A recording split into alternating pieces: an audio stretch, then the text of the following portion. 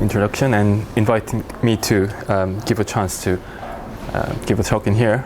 And well, anyway, yeah. So the title is Some Advances in Sidorenko's Conjecture.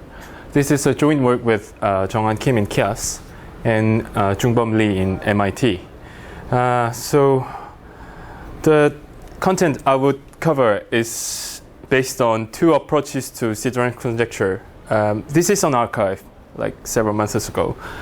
And this is a tentative title, but anyway, some advances in Sidorenko conjecture, which is in preparation, also with David Conlon, but well, yeah. So let me start. So let me first define a graph homomorphism.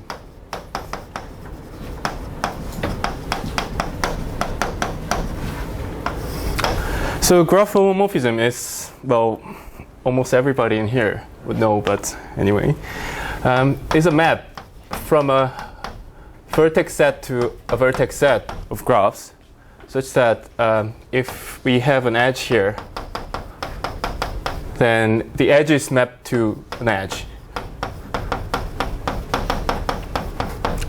So here's my H, and if I have two vertices in here, and here's my possibly large G, then I have mapped vertices.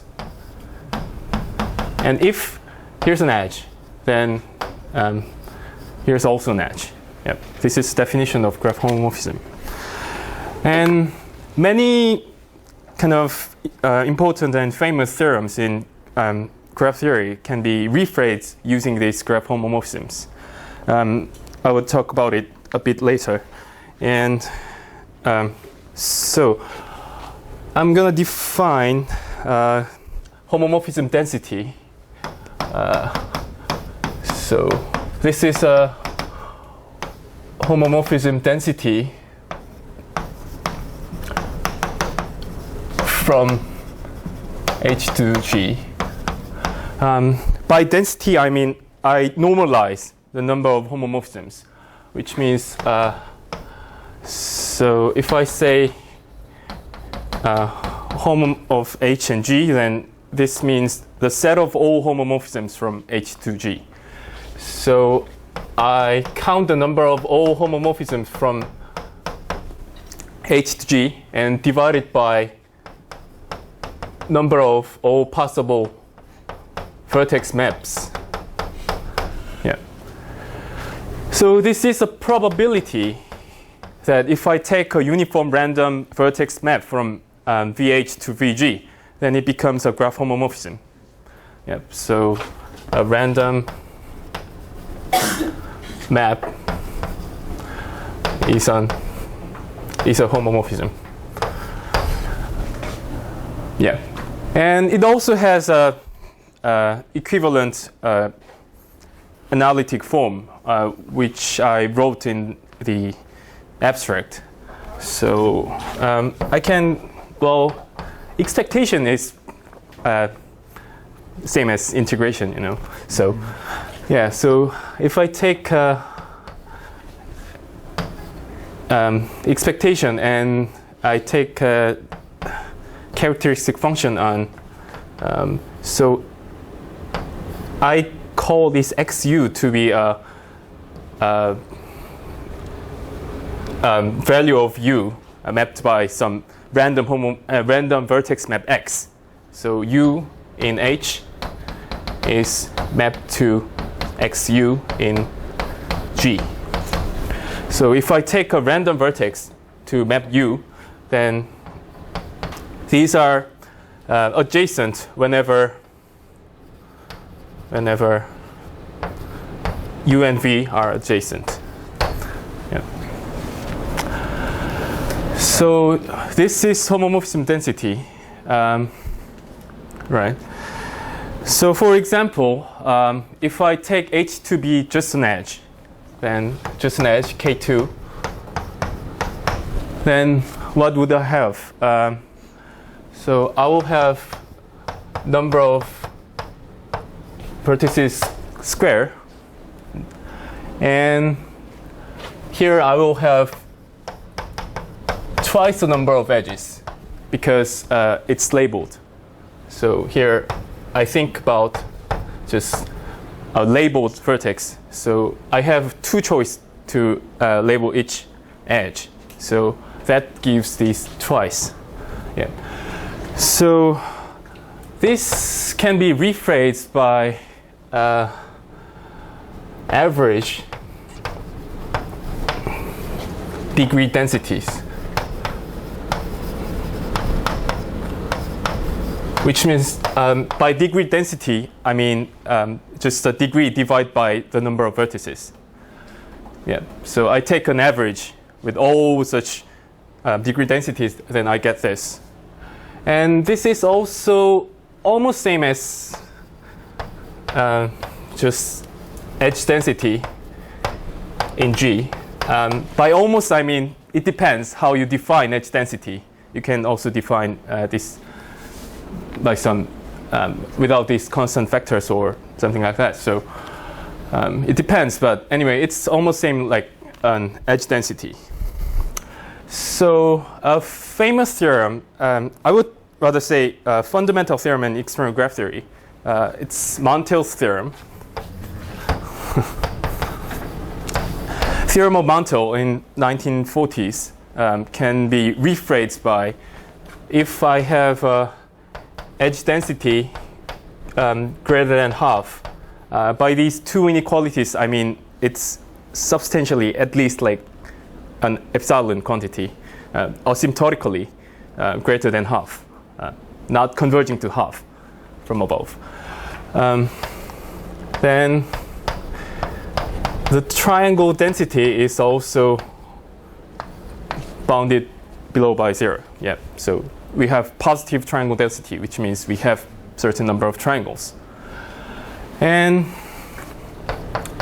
later in 1960s, I guess, Erdős-Stone, another very famous theorem of Erdős-Stone-Simonovitz, can be rephrased by if I have, so this is a generalization of Montel's theorem over 1 minus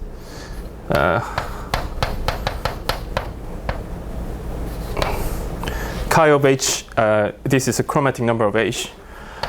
Then I have,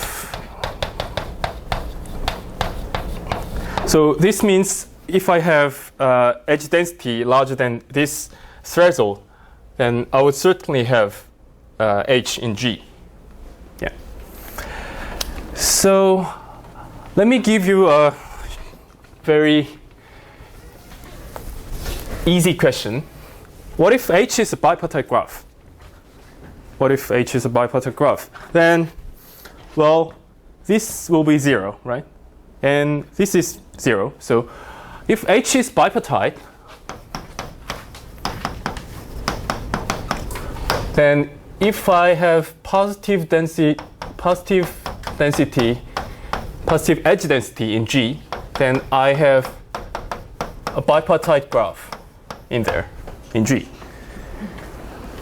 Well, but this is way easier to prove than to prove this. And so it's sort of classical thing, and well, it's less interesting. So, well, it's natural to find the possible generalization. So the first generalization is in here. In here. So let's say, so given the edge density,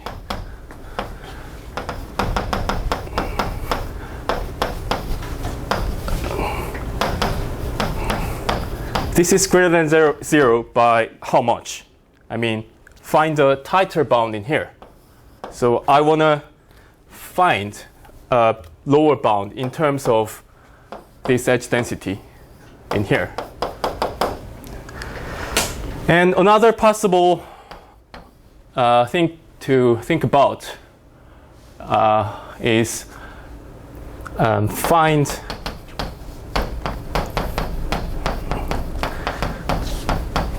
find a function that goes to 0 as n goes to as number of vertices in G goes to infinity. Find a least possible function that guarantees the number of h to be positive. Yeah. This is another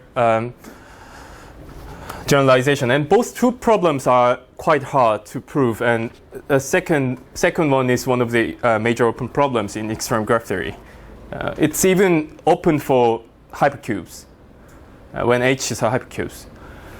So I'm not going to cover the second, but I'm going to talk about the first. So in 80s, Erdős and Simonovitz, right? Yeah, Erdős, Simonovitz, and independently in 1993, I guess, by Sidorenko, they conjectured about what's the tight lower bound of this inequality. So their conjecture is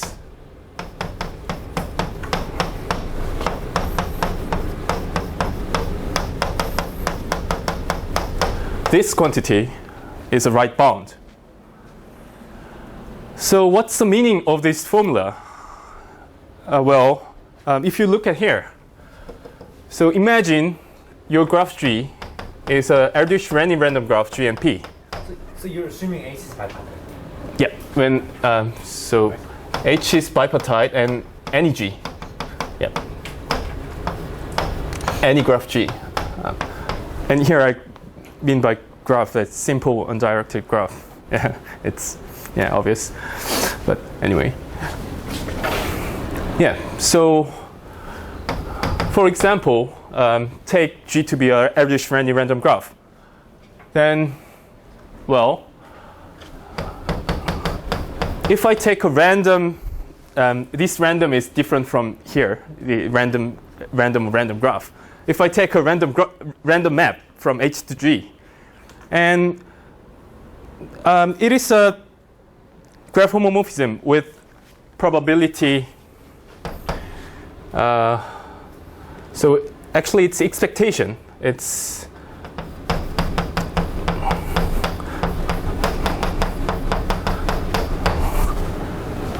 becomes almost p to the number of edges in H, because I have to flip a coin for each edge in H. So I have an edge in H, then I map these two vertices in here, and now I flip a coin. So this edge exists in G with probability P, and everything is independent. So this quantity here is expectation of this random quantity in here. And in dense random graphs, everything, not everything, but almost everything is quite nicely concentrated on the mean. So I would just say, with some errors, I have this quantity. So in G and P, this P is nothing but an edge density. Yeah. So this conjecture essentially means that number of copies of H in G is minimized when G is a random graph or quasi-random graph. Well, so let me give a very easy example. So, well, if H is an edge, then it's too easy. So let's say H is a path of length 2. And I map this into a large graph G, like this. What's the probability that I have this kind of random map? So, well, this is a probability that say x, y, and z to be random vertices chosen independently at random from these vertices of G. Then probability that, so THG becomes a probability that X is adjacent to Y and Y is adjacent to Z. So if I take an expectation, then this becomes this. Well, let's think about how to prove this for this particular H. Well, if I chose H, if I fix Y, then this happens with probability degree of given Y is a vertex V, a fixed vertex in G, then degree of so this happens with probability that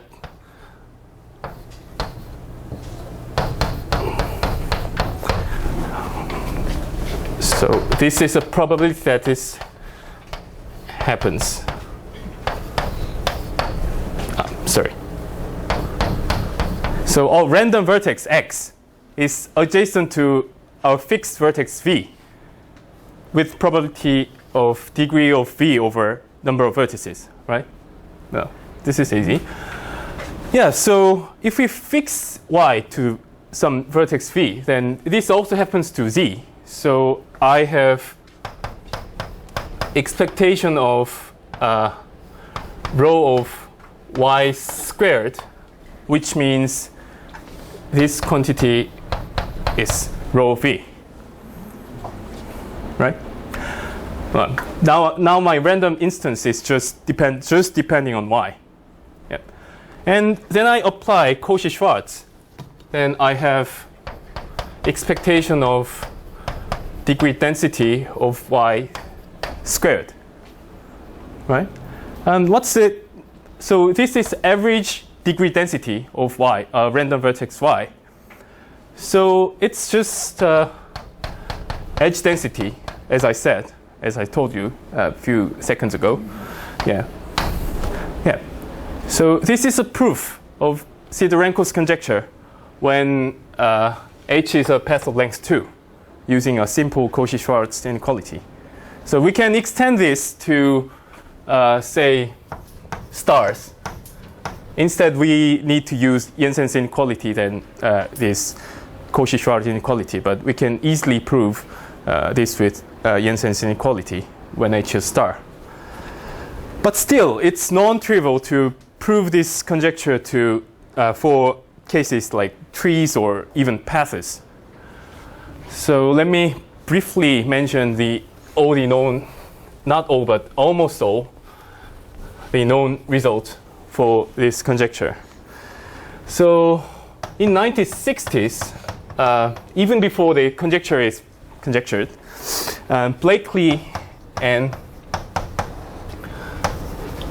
Roy has done it for paths, when H is a path. And in 1990s, Sidorenko himself done it for trees, even cycles, and complete bipartite graphs. And after that, not sure about when it is done. Quite recently anyway, Hatami has done it for some norming graphs. And this includes all complete bipartite graphs, includes these two, plus hypercubes.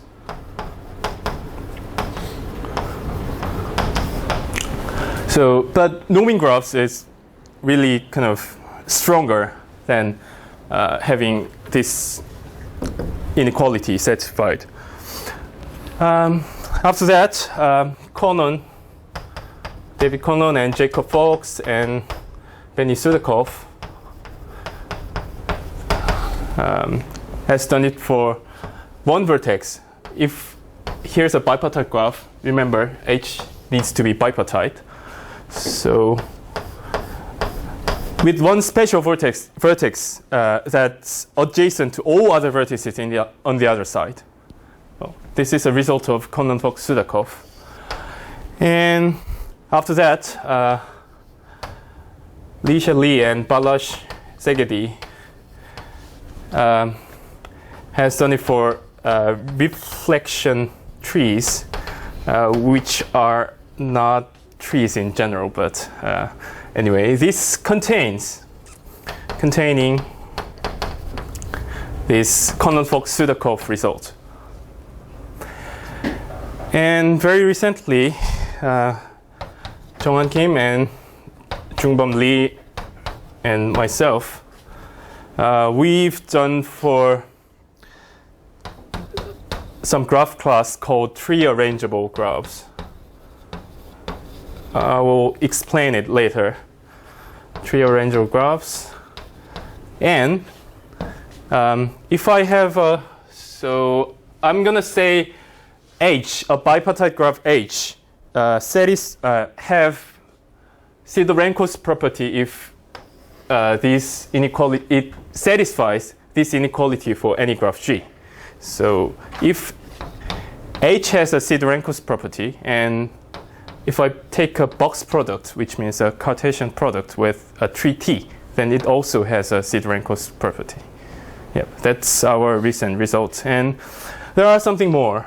There are something more to mention, but I'm going to cover later.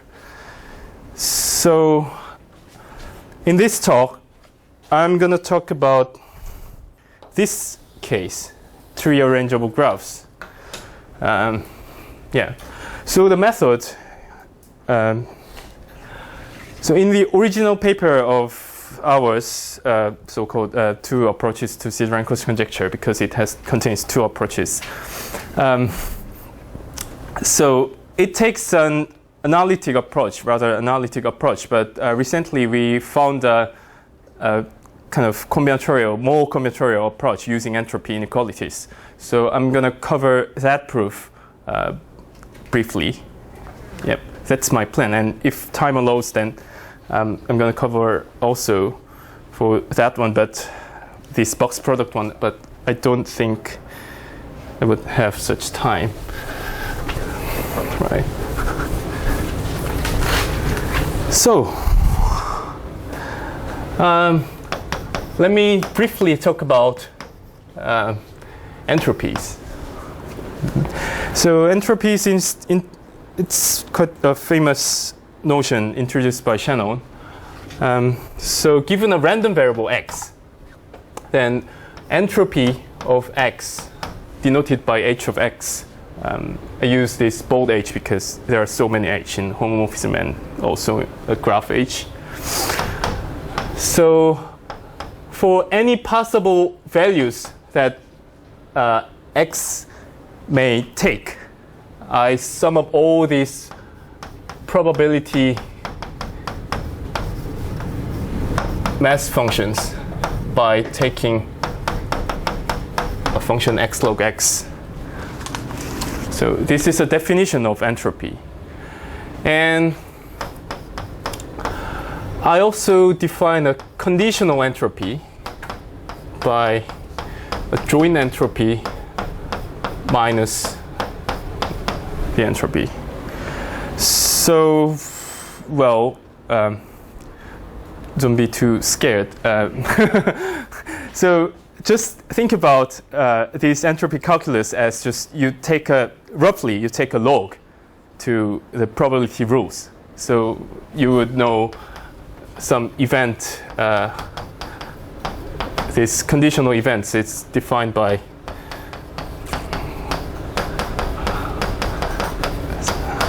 like this.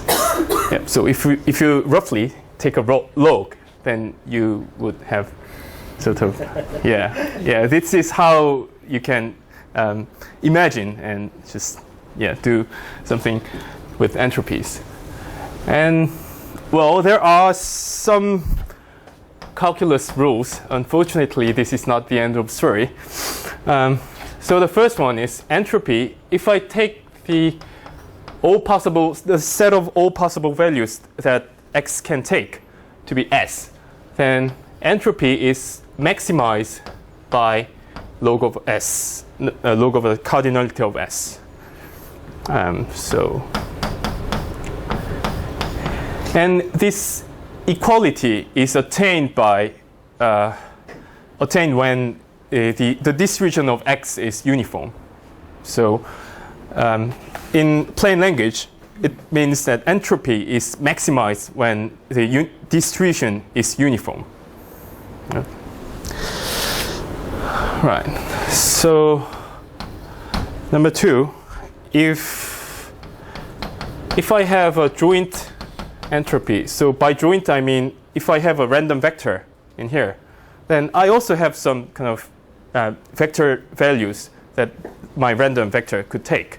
So, well, I just do the same thing with this joint distribution. Yeah. So, if I have number of random variables, and then the entropy is bounded by the sum of the entropies. So, if I split the joint distribution, then entropy increases, because it just forget about how x1 and x2 are related. So the third rule is if I have x and y given z, then I can split this, not always, but when x and y are independent given z. By given z, I mean if I fix a value of z, as I've done it somewhere down here, like fixing the value of y. If I fix the value of z, then x and y are independent. And the last rule is if I have again x given y and z, and then this entropy is nothing but x given z if x only depends on z. So sort of the same thing. Given z, if x and y are independent, then the entropy remains same if I just cut this y off from the formula. So these are basic rules, and using these rules, I'm going to prove Sidorenko's conjecture for trees.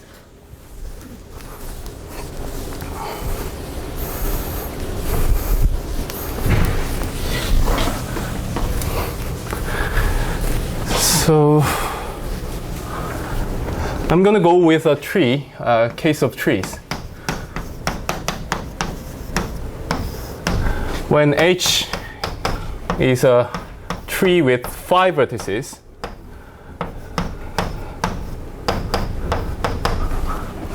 well, I'm going to prove this conjecture with this particular tree.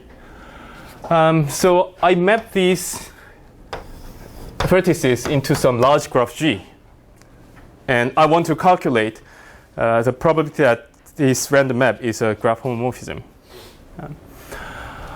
So suppose I do some kind of random branching process, which means, so think about, regard this vertex 1 as a root and just embed it with probability. So pick a random v that 1 is mapped to this v with probability. So I'm going to say these random vertices. So 1 is mapped to x1 and 2 is mapped to x2, and so on.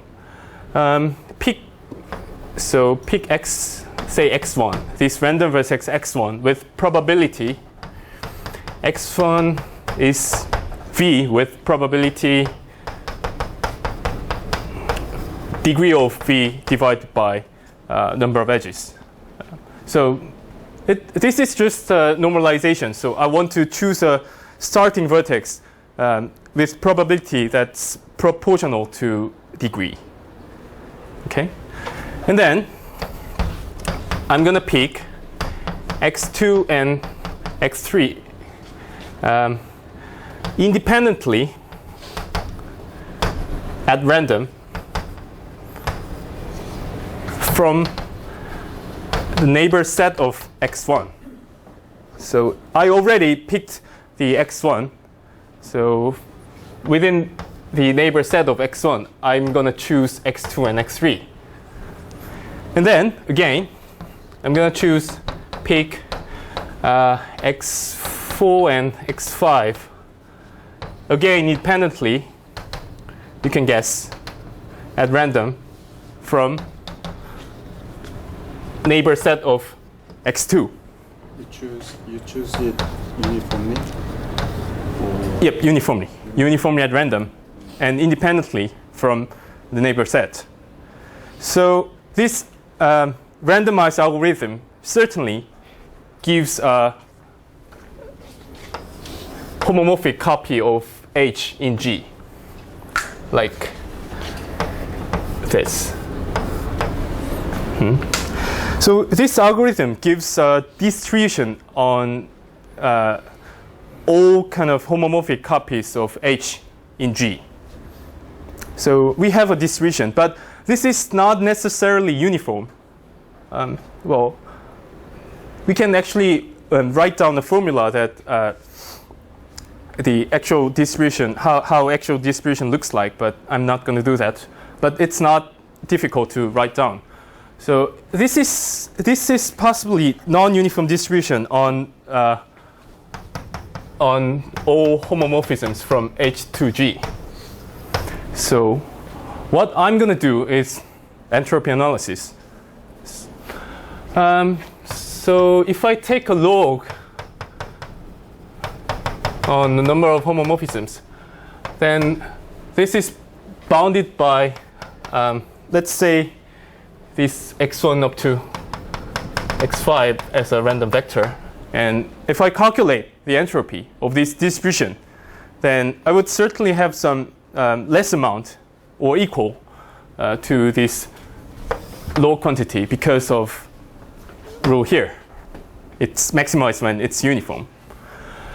And then I'm going to split this joint distribution with these definitions.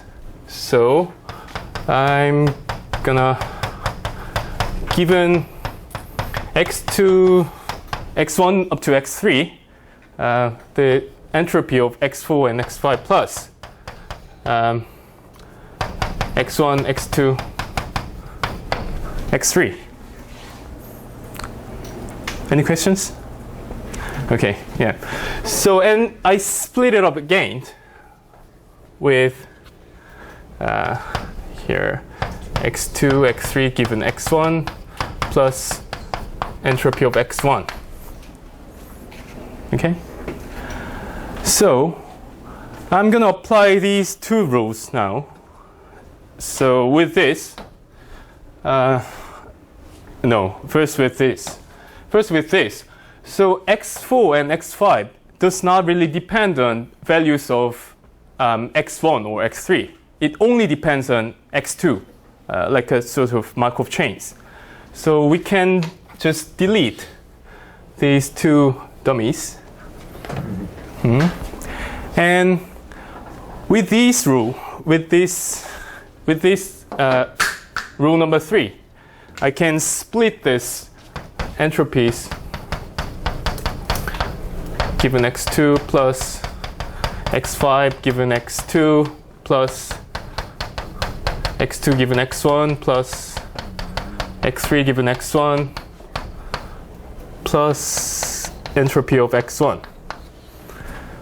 So I go back to here, and because it's hard to calculate this, well, it's not hard, but to make it more clear, if I substitute this joint these conditional entropies with these joint entropies, then I will have full joint distribution, like 4 and 5, 2, and 1, 2, and 1, 3. And here's the thing. So with this rule, I take each edge with equal probability that is uniform. So here I took a random vertex with probability that's proportional to its degree. And within the vertex set, within the neighbor set, I choose a random vertex. So each of vertex in here, let's say x2, it's chosen by a probability, the reciprocal of degree. And if I take a product with this probability and probability here, and the probability becomes just twice of number of edges on the denominator. So, I mean, so given any, so probability that x1 is u and x2 is v, then it's either 0 if u and v are not adjacent, and it's 1 over twice of number of edges if u and v are adjacent. So this is nothing but I just take a random edge to start with and then just branch randomly. So this is one key observation here. So these quantities, all these quantities becomes log of twice the number of edges. So all these quantities become this quantity, and I missed some other quantities like minus 2 hx2 minus 1 entropy of x1. So here, I'm going to bound this quantity using, again, these rules here.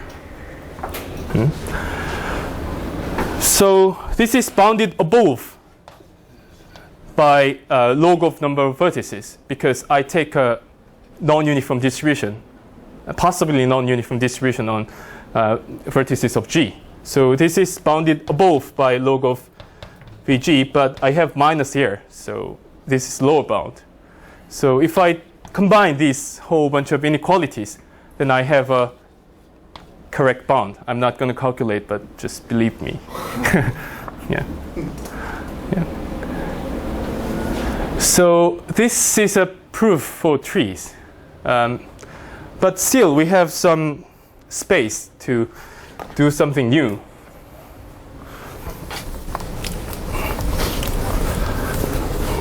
So I'm going to do this as simple as possible. So what if H is a cycle of length 4?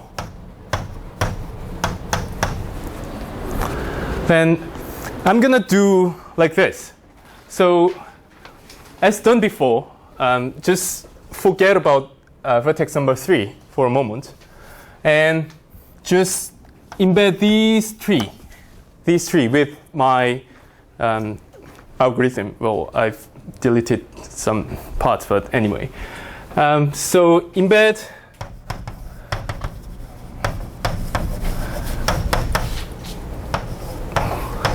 the induced tree on 1, 2, and 4.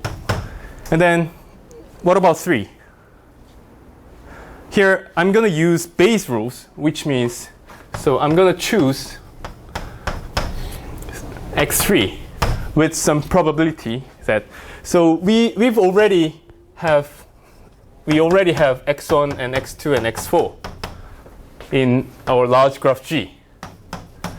What I'm going to do is, so fixing x2 and x4, there are many well, possibly just one, but there are some number of paths of length 2 from x2 to x4. And each of these had some probability that x1 is chosen to this path of length 2. But, well, we've chosen this particular one, but we had some chance. You know what I mean? Yeah, so we had some chance. So I'm going to choose x3 proportional to that chance. Which means, so here I have a distribution on trees, homomorphic trees in G. So I'm going to choose x3 with, so if I, so the notation becomes quite messy, but I'm going to choose x3 with probability that this is x2, x4. Well, these are all fixed because we already embedded this tree. So, and take the probability distribution, take the sum of all probability distribution on every vertex. So by this one, I mean, I induce some possibly non-uniform distribution on trees. And by this quantity, I mean that weight on trees. So this is a rule, and we can do the same thing, almost same entropy analysis with this case. Because if I take entropy, then, well, let's do the same thing. I can do x3 given x1 to 4 plus x1 to 4. And what else? So here I can analyze this without the information of x1 because the value of x3 only depends on x2 and x4. So here I get that one. And well, we have a good lower bound for this particular tree. So, and for here, I'm going to change it with these joint rows minus x2, 4, right? So, and given x2 and x4, x1 and x3 are IID, which means independent and identically distributed. So these two quantities are same, and we're happy because we've done it all for trees. So we have a correct lower bound. By correct, I mean it gives us Sidorenko's conjecture. And to deal with this quantity, well, I'm just going to bound it with entropy of x2 plus x4, and this is less than 2 of log number of vertices. Well, and I have minus here, so I'm happy to have a lower bound. Yeah. So this is how we deal with C4. And this is not the end of the story. We can do this quite repeatedly. So what we'll get, so I'm not going to calculate entropy from now on, so I'm going to just delete. And so, for example, we can make every even cycles with these rules, like this. I have a path, for example, for C6, I have a path and just choose another tree with something like this, with these kind of base rules. I'm going to choose another piece of path of length 3 rather than 2. So I will have all even cycles. And moreover, I can have this Conon-Fox-Sudakov case.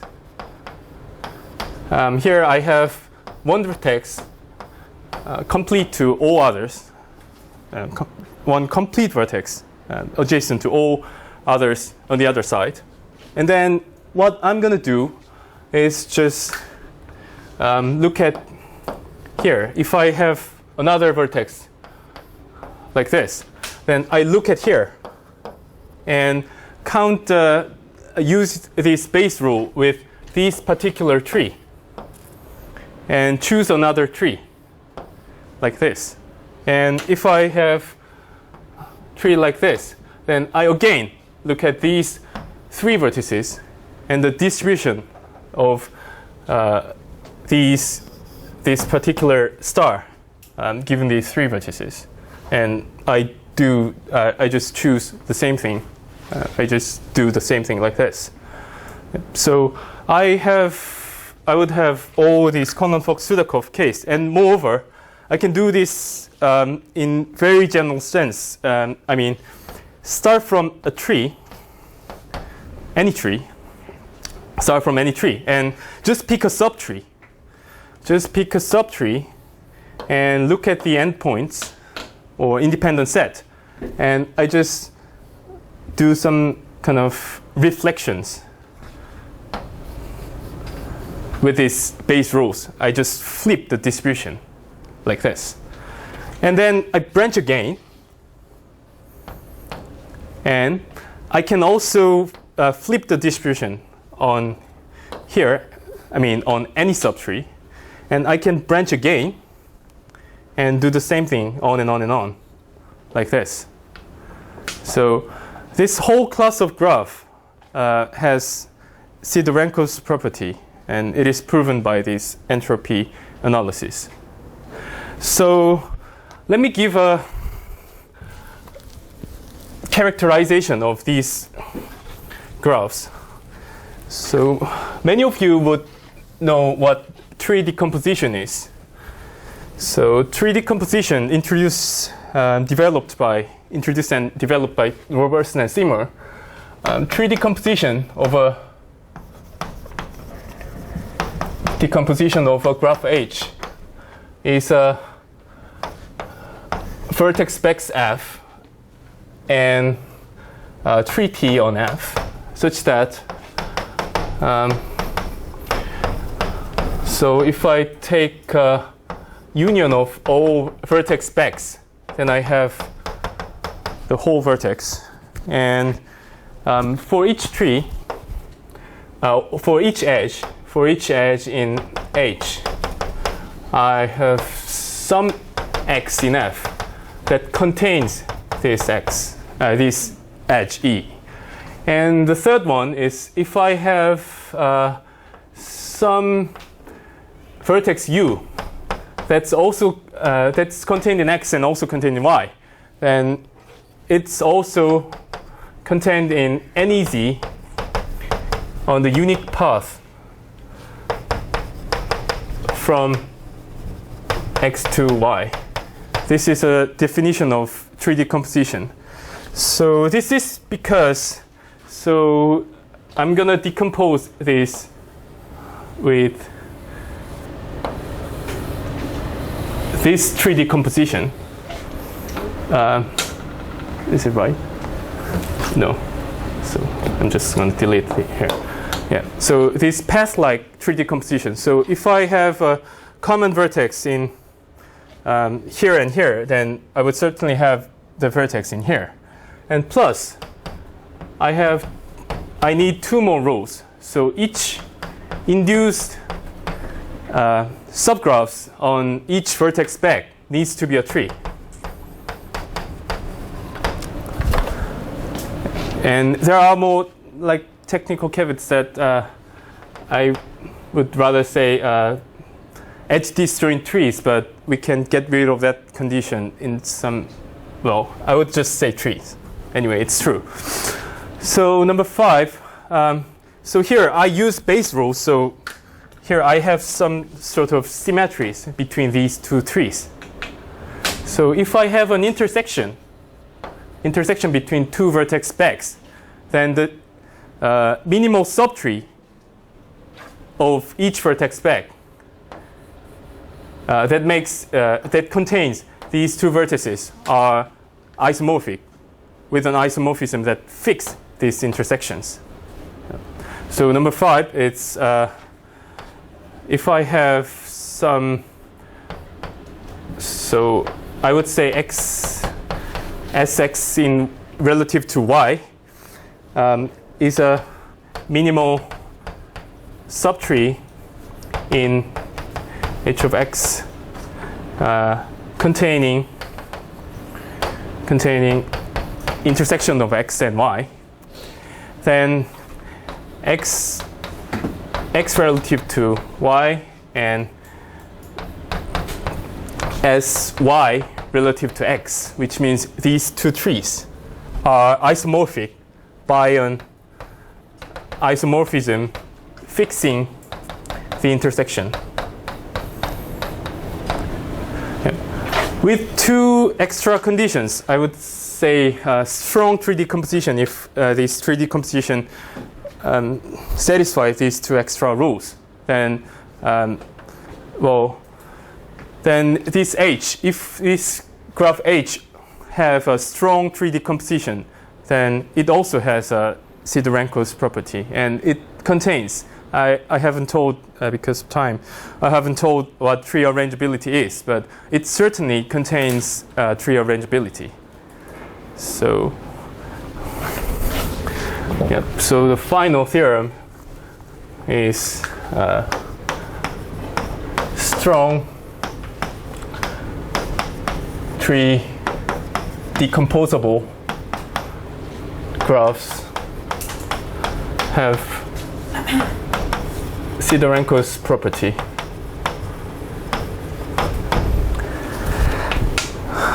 Yep.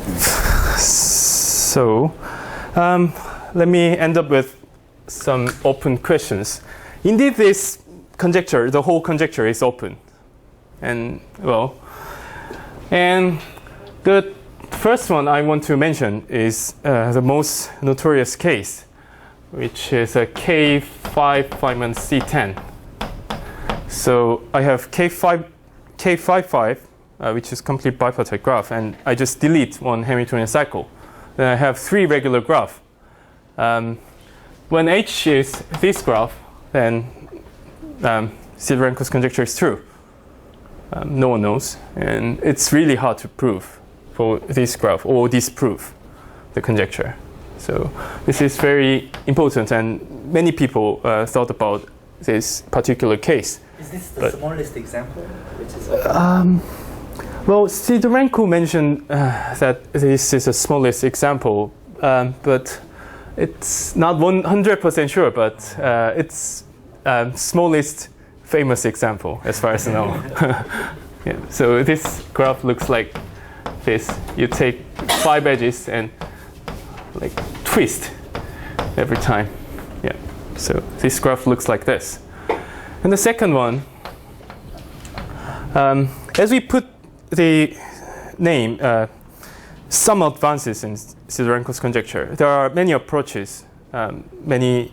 So what I've just mentioned is just published results.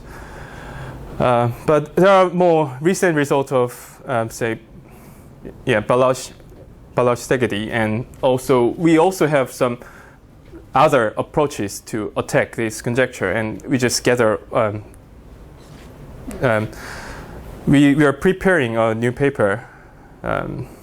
So me with Jungbom, Jonghan, and David Conlon, we are preparing a paper that gathers all recent approaches that we have made so far. But it's like just make a small scratch and the whole hard conjecture. It's really hard to prove or disprove the whole conjecture. So there is no unifying approach that includes all known approaches or all known results. So that's one very good question. I know it's hard, but is there any unifying approach that includes all of the known partial results about this conjecture? This would certainly give some kind of good intuition that this conjecture would be true or false, or true to what extent. Yep, so these are two open questions I'd like to mention, and Oh, this is the end of talk. Yeah.